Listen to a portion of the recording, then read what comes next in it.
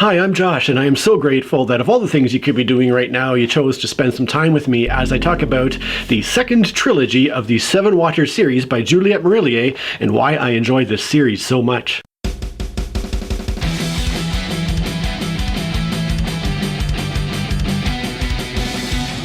The Seven Waters series comprises 6 books total, which are divided up into 2 trilogies. I had previously done a video about the first Seven Waters trilogy, although having completed all 6 books now, I've actually gone back and adjusted my ratings of those 3 books a little bit. I'm going to talk about that towards the end of this video when I talk about the ratings. Now, with most book series, I like to read the entire series back to back to back, because generally they are all one single story that is released over multiple books for the sake of not having gigantic books. And so it makes sense to read it all as kind of one story. However, Seven Waters is a little bit different because each of these 6 books is kind of a standalone thing, but it has plot threads that weave throughout the entire series. So the first trilogy, for instance, has 3 books with 3 different main characters. I'll talk about that in a second.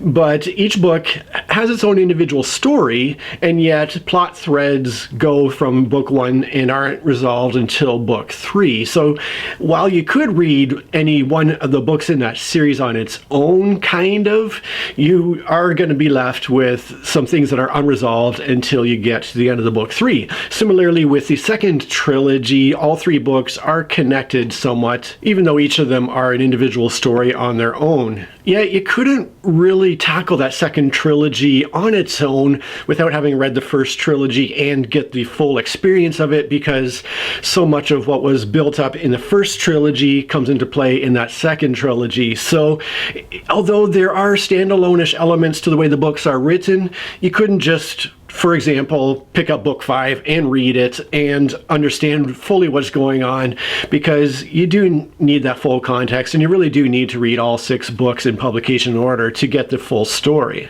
Now, in the case of the Seven Waters series, I'm glad I didn't read all 6 books back to back, because it would start to feel a little bit repetitive. There's definitely a bit of a formula that Juliet Marillier follows with each book that makes each one feel somewhat similar. The main thing is that each of the main characters of these 6 books is a young girl who is roughly around 15 or 16 years old, who probably has some skills as either a healer or a seer, who's in that kind of transition between childhood and what would be considered adulthood in the time frame this story is written, and who is generally involved with some kind of forbidden love story. So they each have those similarities between them, and it would definitely start to feel a little bit repetitive and samey if I were to have read all 6 books back to back instead of reading the first trilogy, then taking a long break, and then reading the second trilogy. Now, to talk about specifics here, the series does actually have a specific geographical location and time in history. So in that sense, they are kind of like historical fiction books merged with folk or fairy tale inspired fantasy. So specifically, these books take place in 9th century Ireland, so kind of in the mid 800s to late 800s. And all 6 books follow multiple generations of the same fictional family. So starting with Daughter of the Forest, we follow a character named Sorka, who is a healer. And that's one thing that immediately drew me to the series, was the fact that we have a fantasy series that is not following a warrior, but is instead following a healer, which, as a former paramedic myself, appealed to me a lot. So we have Sorka in book 1. Then we jump down a generation in book 2, Son of the Shadows, and the main character is Liadan, who is Sorka's daughter. Then in book 3, we go down another generation and we follow Fanya, who is Liadan's niece. So now we're 3 generations down, but for the next 3 books, we stay at this 3rd generation, because Heir to Seven Waters follows Clodagh, who is the cousin of Fanya, and also another niece of Liadan. What's interesting about this main character is that she's the first one in the series who's not either a healer or a seer, but more of kind of a normal person, I guess. In Seer of Sevenwaters, the main character is Shibael, who is the sister of Clodagh from Heir to Sevenwaters. And then finally, in Flame of Sevenwaters, we follow Maeve, who is yet another sister of Clodagh and Shibael. So the first 3 books jump down a generation, but then the final 4 books are all the same generation of sisters and cousins. So that's kind of the setting of this series as a whole. Let me talk about the 3 books of the second trilogy specifically. So one thing I mentioned in my review of the first trilogy was how much I enjoyed Juliet Marillier's writing, and that amazing writing continued on into the second series, and I'll read you one quick example of why I enjoyed it. The oaks towered over me, their mossy boles glowing in the filtered sunlight. My feet were quiet on the soft earth of the forest path. Between the trees, on the very edge of sight, moved evanescent beings, gossamer fine, shadow swift.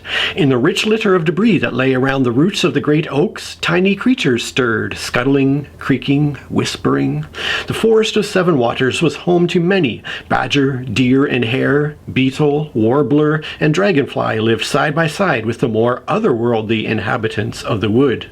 So the writing is just so beautiful, and this scene of the books is so neat too. We have this kind of magical forest where humans dwell, but there are these otherworldly creatures and beings who inhabit the forest as well.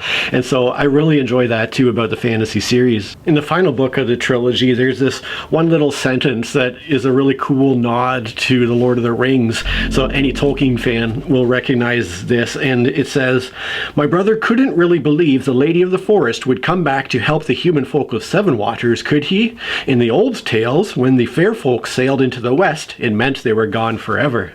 The other kind of funny thing is that Juliet Marillier kind of makes a nod right at the end of the series to how this was all kind of fanciful, and you would never have believed this was a true story if you hadn't have lived it. And so here are just a couple of quick references to that. Again, this is right pretty much at the end of the series here. It says, "Never in my life had I felt so tired. It was as if I had been part of the most fantastic tale ever told by a wandering bard, a story of cruelty and peril, lies and trickery, visions and transformations, a story that ended triumphantly with courage, sacrifice, and true love. Folk would applaud the tale as good entertainment, but I doubted they would believe it. Even I was finding it hard to believe." And then similarly, a chapter later we have, "I have to say, if my own sons hadn't told me part of the story I heard earlier, I'd have thought it pure fantasy, the product of a bard's wild imagination. No wonder folks think this place odd. Odd doesn't begin to describe it." So I thought that was kind of cheeky and fun that Juliet Marillier would kind of throw that into the story right at the end there. Now, of course, when you read through 6 books written by the same author, there's going to be a few quirks that maybe don't sit very well. For instance, we follow, like I said, 6 different young teenage girls, and all of them are dealing with very stressful, very difficult situations, and they pretty much all respond in the same way by being told continually by the author that the character was too worried to eat or too stressed to sleep. Just as one quick example, we have in Seer of Sevenwaters, "I ate without much real appetite. I was starting to feel nervous despite my conviction that the mission would go ahead." And so this is just one thing that just comes up over and over again, is the character's lack of appetite and lack of sleep. It's a wonder they managed to survive these stories. One thing I keep coming back to when I talk about writing by authors is this concept that you can look into another character's eyes or look at their face and know exactly what you're thinking. That is kind of a pet peeve that you've heard me say if you watch some of my previous videos. And in the same book here, we see it done kind of poorly or irritatingly, and in one instance done well. So in the first instance, we see the main character thinking this following a conversation. "In the short silence that followed, I saw on the faces of Johnny, of Connor, of my father, that each of them understood exactly what he meant." We're just like, yeah, whatever, okay. But then we have this. "For a little he just looked at me, and I could not tell what was in his mind," which is a much more realistic view of not being mind readers in real life. The most annoying thing I came across in the second trilogy that just wasn't a thing in the first trilogy were characters who just would respond over and over with a simple 2-letter Here's just one brief example where two characters are speaking with each other. The first character says, "I thought we might gather mushrooms this morning, Shibiel." And Shibiel replies, "Hmm." And it happens so frequently in these three books that it really started to be a little bit irritating. Like, couldn't the author come up with a different response? But anyways, like I said, these are slightly historical fiction type of books, and we have the usual kind of arms and armor of the ancient times that tend to interest me. There's just really two quick examples I'll give here. Again, one good example and one less good example. You'll know another of my pet peeves, if you watch my videos, are these dramatic fantasy books where a warrior will hold a bow on somebody in a dramatic moment, with the author not realizing just how much strength it takes to pull a war bow. But Juliet Marillier does it well in this particular instance, when the main character narrates, "And now I could see what he could, a figure emerging from cover 20 paces ahead of him with bow in hand and arrow already on the string." And yeah, that's a much more realistic scenario where the arrow's knocked and ready to go, but the character's not just walking around with a drawn bow. On the other hand, we have this relating to knife fights. We have two characters who are fighting each other, each with a knife, and it says, "This fight was not like the last two. From the start, it was intense and brutal. The pair moving from one tight lock to another, their knives a hairbreadth from wrist or groin or neck. Nobody shouted instructions. The crowd watched in a tensed hush." And what's kind of being missed here is that a knife fight is going to be a very, very quick affair. Once the two combatants are into each other's space, it's going to be over in an instant. You're not going to be having them jabbing at each other and just missing when you're both carrying a knife and you're both that close to one another. It's going to be over quick. But one thing I did appreciate about the books is that with all 6 of the books following a young woman, we do have strong female characters who take the lead in these books and who kind of step out of their normal roles that they would find themselves in during the 9th century. And here's one example. We have one of the characters' mothers talking to her, and the mother says, "It helps very much, my dear, that you have been able to spare him the need to think about domestic issues during this time. You'll make someone a fine wife when your turn comes." And yet each of these young ladies kind of steps out of that domestic role and into the role of an important healer or druid or seer or somebody who is more valuable to the community at large. And then the final point about the writing is, like I alluded to earlier, each of the books has a romance between the main character and a male character who tends to be kind of the forbidden one, the one that they shouldn't fall in love with. But while the romance is an important part of most of these stories, it isn't overwhelming to the point where I would say these are romance books. Yes, it is a big part of the plot for most of them, but the fact that each of these romances are complicated definitely adds to the tension and the interest of the story. And I'll just read one quick quote related to the romance here. "I understood in that moment that love is not always simple, that choices can be right and wrong at the same time." And anytime there's that sort of gray area in a story, I really appreciate that as being more true to life than really kind of black and white presentations. So yeah, overall, I do really enjoy the writing and the way these books are presented. Next, I'm going to talk about character traits that I relate to in these books.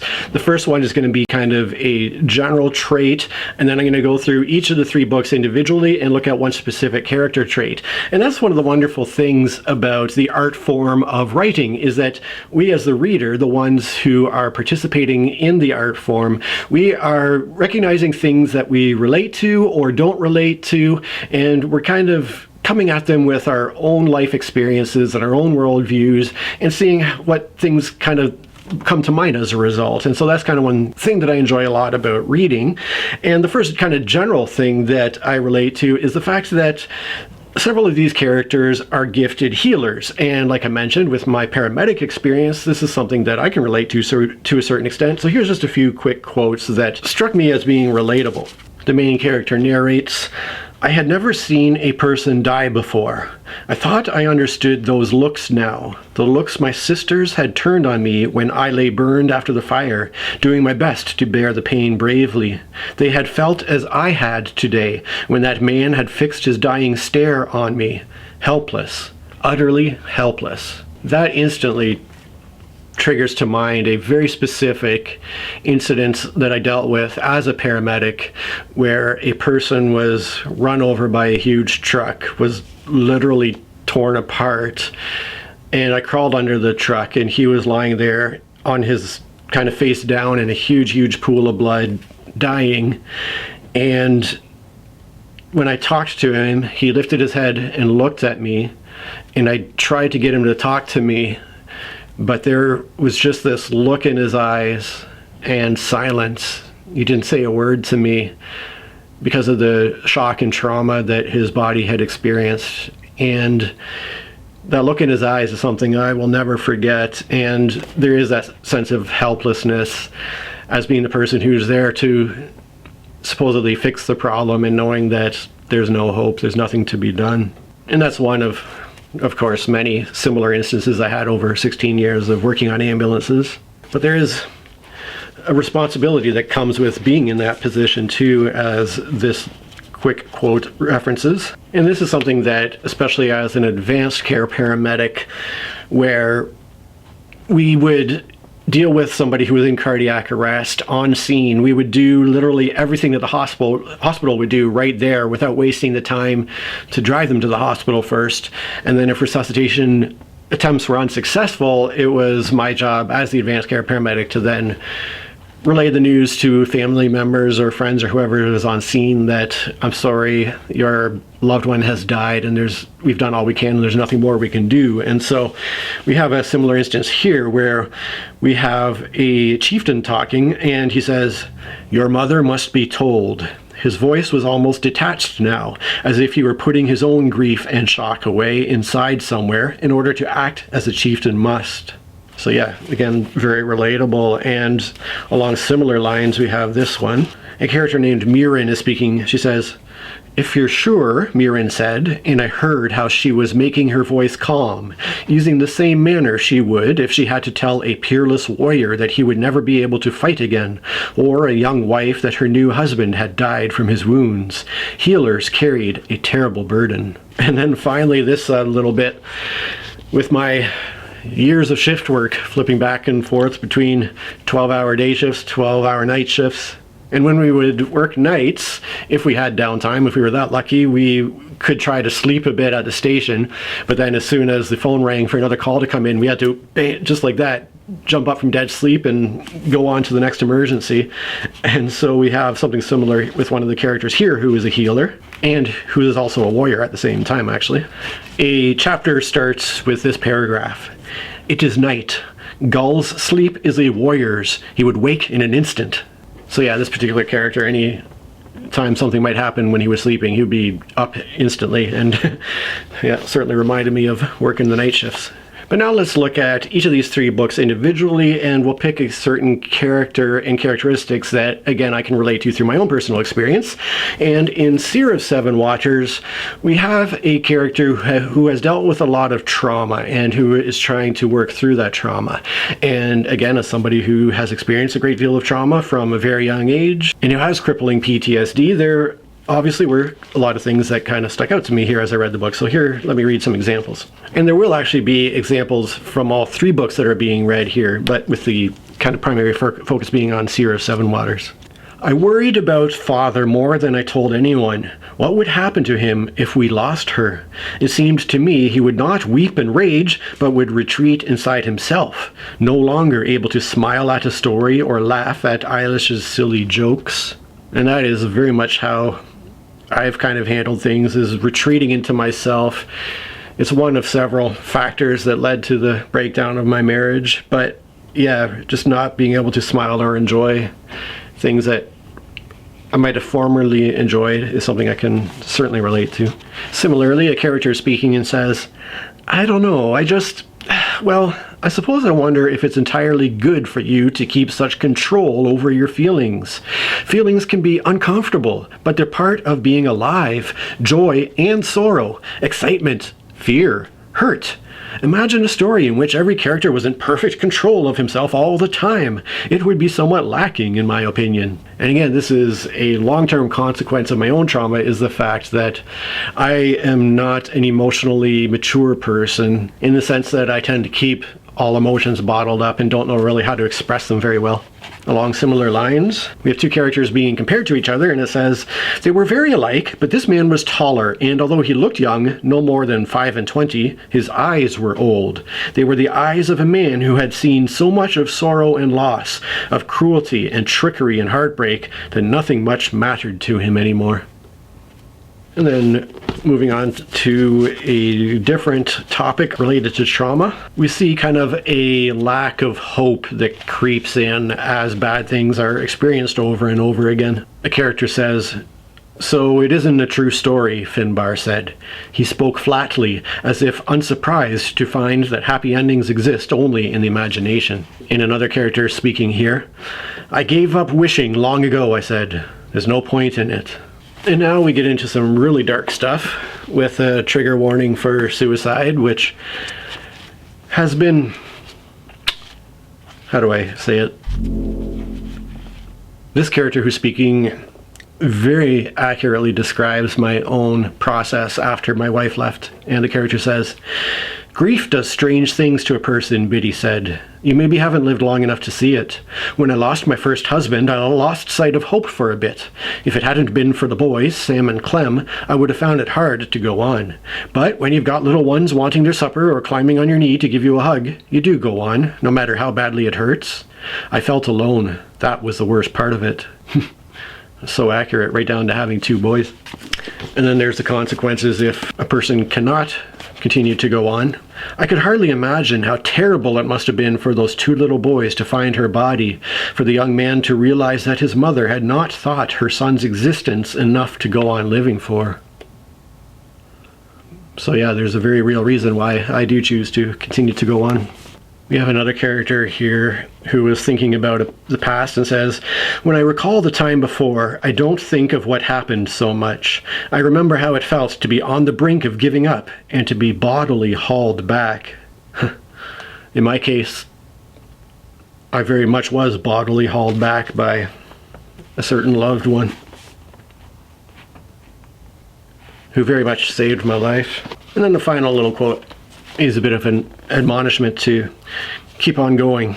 "Even when a person feels so exhausted they can hardly set one foot before the other, she can always find more strength somewhere.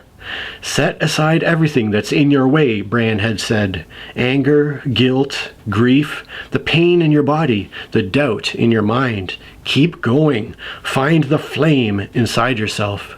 And I think that's a good note to end that particular section on. The next character I'm going to look at is from Heir to Sevenwaters, and in this instance what I'm relating to is the concept of not fitting in with other people. This has been something that's been part of my experience from a very young age. Because of the terrible abuse I suffered throughout my childhood, I had no self-confidence, no self-esteem. I was cripplingly shy. I couldn't really relate to other people, and so when I was in school, in high school for instance, I had no friends in my high school. I was bullied by other people. I couldn't fit in as much as I wanted to be loved and accepted and be part of something. It just could never happen. And that's kind of carried through to a certain extent into adulthood, where the times where I try to be a part of other things, I don't know, I just find myself not fitting in with other people, I guess. And to a certain extent, I guess I propagate that issue by dressing like a punk with my tattoos and my mohawk, and maybe trying to set myself apart to a certain extent, and maybe that's a defense mechanism to keep people at arm's length. I mean, I'm certainly never going to be accepted within the literature criticism community looking like this. If that's something I wanted, I would have to have a nice parted hair and probably wear a blazer or a sport coat over top of a regular t-shirt and at least try to look the part. But yeah, this is all relating to kind of feeling like an other or an outsider. And so we have this first quote, and we're going to actually look at primarily two characters who feel similarly. The first one is Ciaran, and Ciaran is described this way. It says, "Ciaran was a man who seemed solitary even when in company." I totally get that.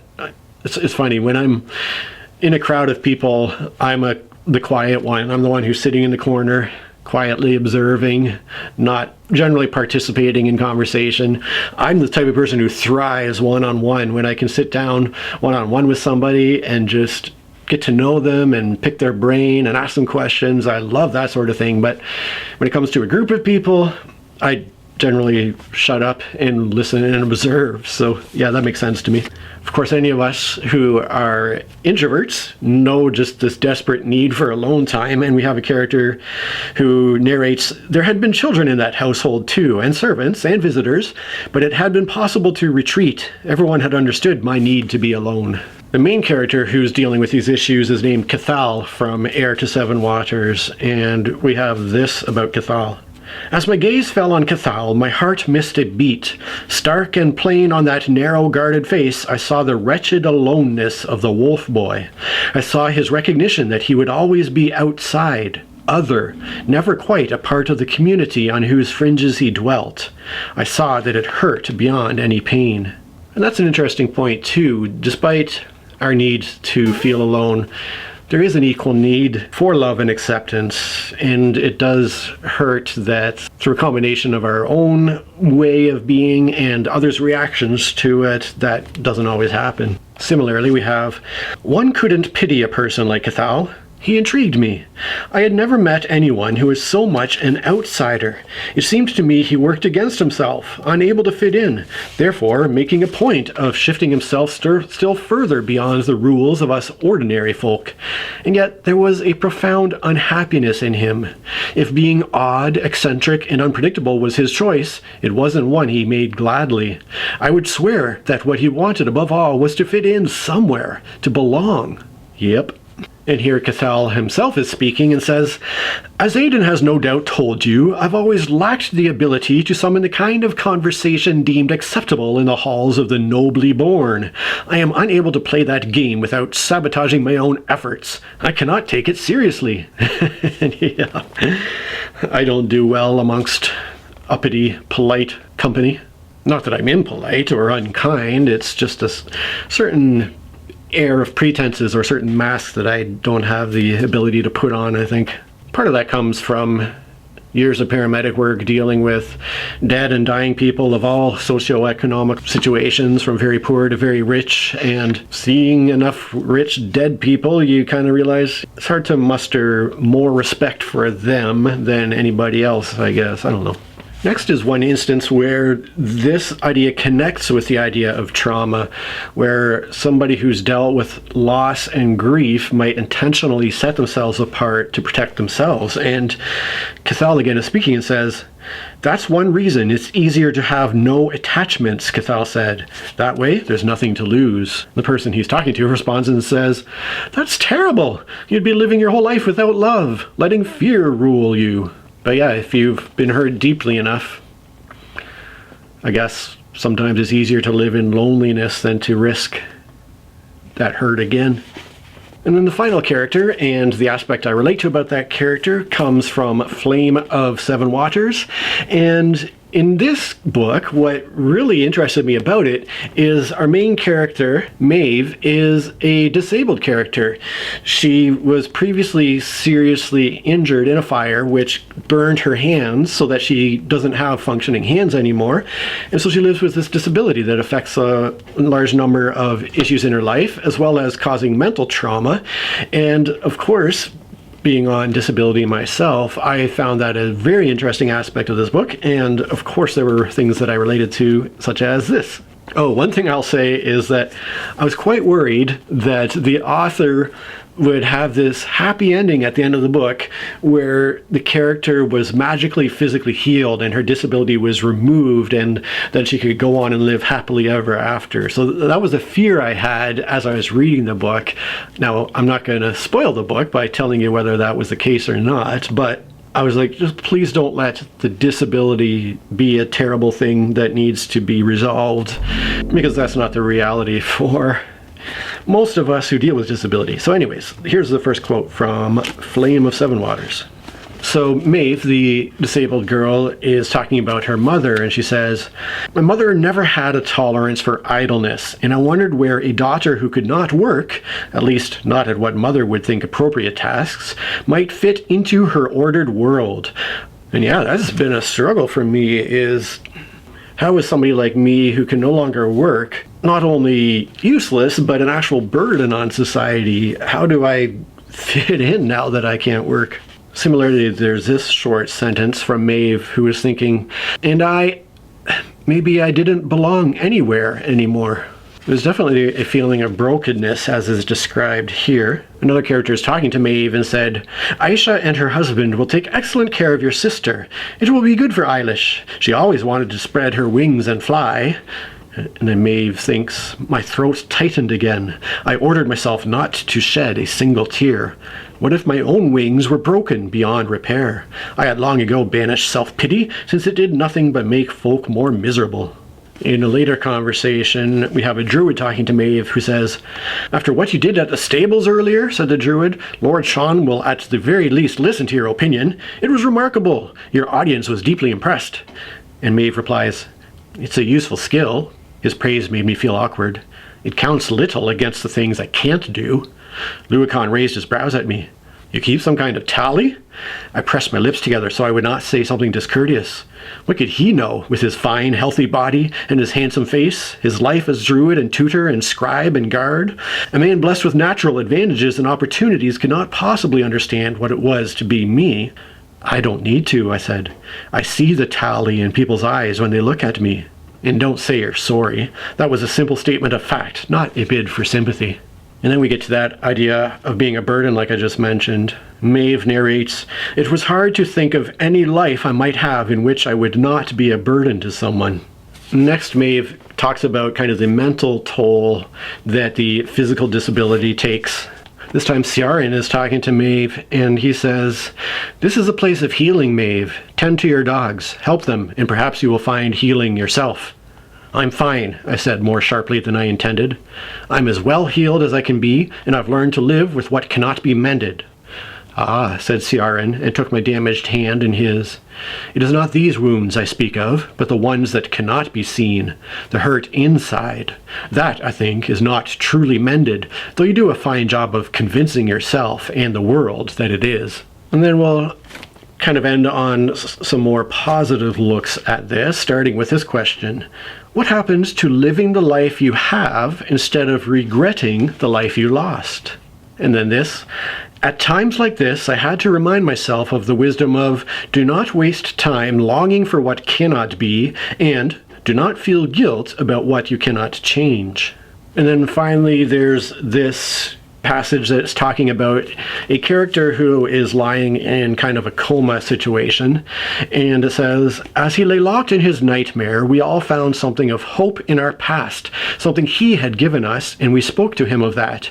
We reminded him that he was not an outcast, a wretch, a piece of rubbish thrown on the scrap heap, but a man of worth and goodness, a man whose courage shone from him, a man who always thought of others before himself."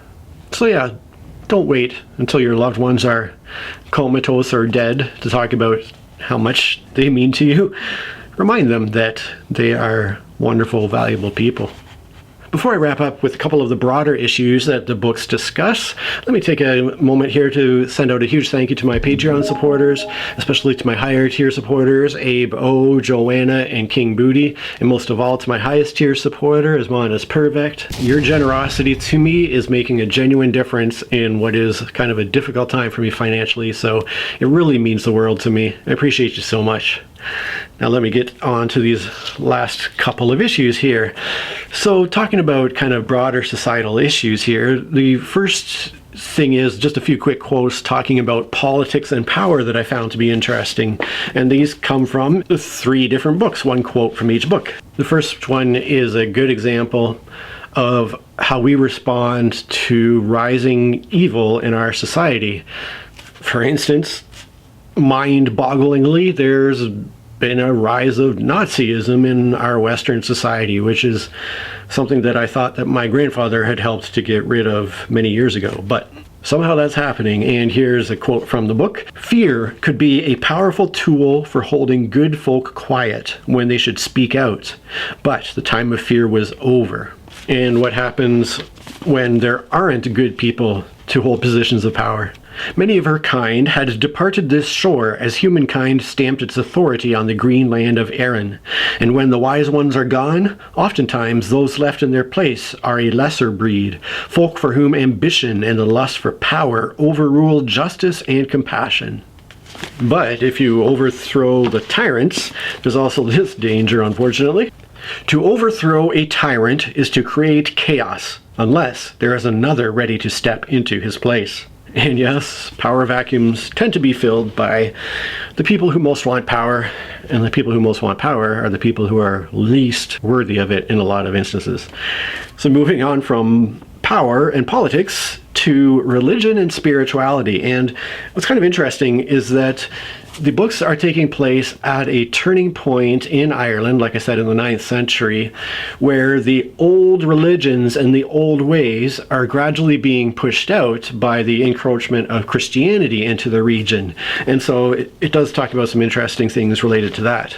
And a good starting point for this conversation is this reminder here. It says, the Norse, as I understood it, believed that men who died bravely in battle were elevated to the realm of the immortals, where they would feast eternally by the side of their warrior deity. Possibly the same fate was expected for a ship's crew fallen foul of wind and waves.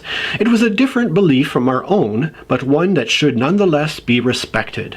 So from that good starting point, let's look at one thing that I relate to a lot. We have this character who says, I was raised in the Christian faith, but my belief was shattered by the wrongs I saw enacted in the name of the church. I left home because of that, because I could not remain silent.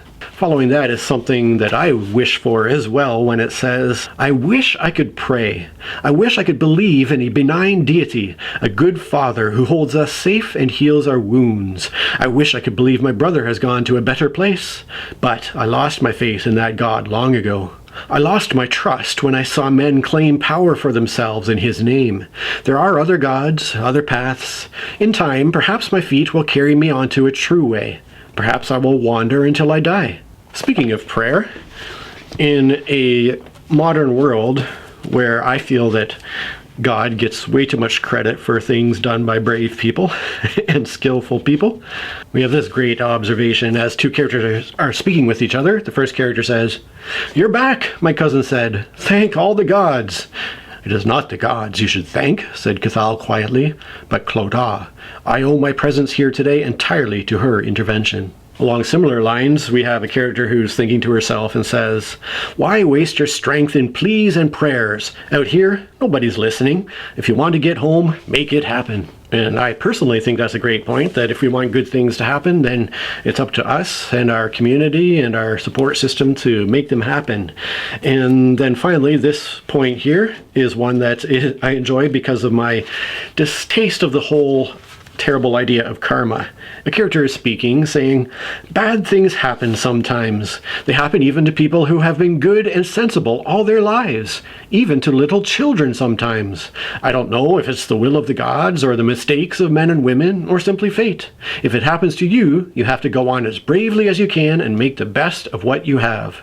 And that's certainly one thing I learned, is that terrible things would happen to me regardless of how good and kind and people-pleasing a person I was. But leaving all these weighty issues behind, ultimately, how do I rate these books? Typically, like I said, I usually read an entire series as one book, and as a result, I also rate an entire series as one book. I tend not to rate individual books individually because it makes no sense to me whatsoever to arbitrarily kind of break down that story and rate it by its component parts. However, in this case, like I said, each book has its standalone-ish qualities, and each one has its own main character and feels a little bit differently, and I enjoyed each one slightly more or less based on the individual books. So I went back to the original trilogy and I actually lowered my ratings a little bit. Part of that is because I have had some time. I'm not fresh out of the nice warm feeling of a happy ending, and I'm thinking back about the things that did kind of bother me a bit about some of those earlier books as I continue to read on in the second trilogy. But more importantly, I have come across even better books since then, books like the First Law trilogy or the Strange the Dreamer duology that have literally changed my scale by being 10 out of 10 books that set a new bar for what a 10 out of 10 book is. So Daughter of the Forest, the first book of the 6, is one that I had initially rated 10 out of 10, but I lowered to 9 out of 10 to more accurately reflect what I think about it now. Son of the Shadows, I rated 9 out of 10 initially, and I just very slightly lowered that to 8.5 out of 10. And Child of the Prophecy is one that I realized I had really overrated. I had rated it an 8 out of 10, and I admit part of that was a desire for the average rating of the first 3 books to be a 9 out of 10. But really, this is the one book of the 6 that really didn't sit with me as well. I found it kind of the most irritating because of how the character was, because of the just constant lack of communication and misunderstandings that were just frustrating to read about throughout the whole book. And so I lowered that rating from 8 out of 10 to 6.5 out of 10. Now, interestingly, this resulted in a new average rating of exactly 8 out of 10, so I still got a nice average rating out of it, but 8 out of 10 for the first trilogy. Now, these 3 most recent ones, we have Heir to Sevenwaters, and this one overall, I guess, ranked 5 out of 6. So it was only about a 7.5 out of 10 for me, which is still a really good rating, but in comparison to the other books, it is, I guess, the second worst one from my point of view.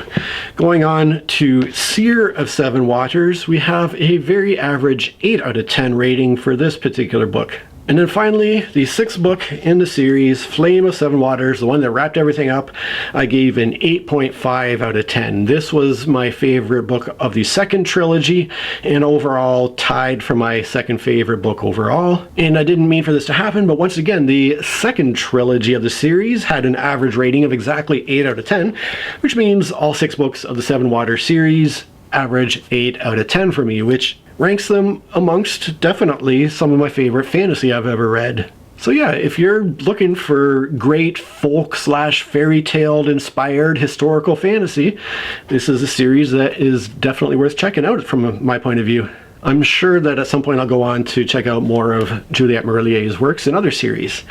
So what about you? What have you been reading lately? Please get into the comments. Let me know what books you're currently reading. Let me know if you've read any recent favorites that have really been big hits with you. Let me know if there are any upcoming reads that you're really excited to get into. I am really interested in hearing all about it, and will respond to you if you leave a comment. If you enjoyed this video, get into a drunken fist fight with the like button for me.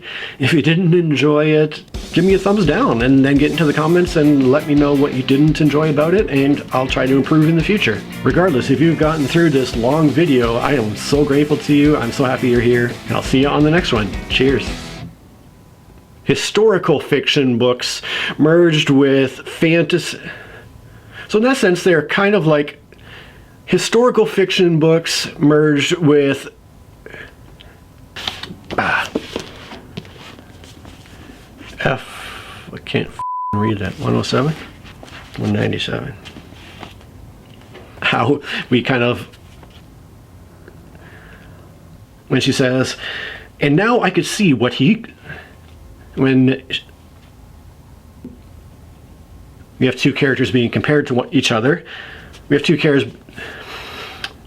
It's just not, I don't know, I find myself a certain, one couldn't, why was I so loud there? I can't control the volume of my voice. Here is from Flame of is our main character, what the hell's her name? Maeve.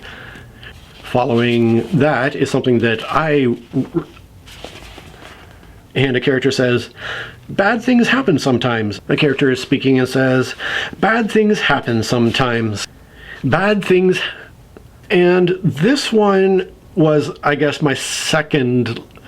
And this one, I guess, overall came and let me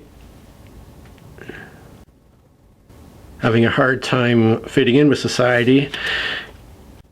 What am I talking about? Yeah, whatever.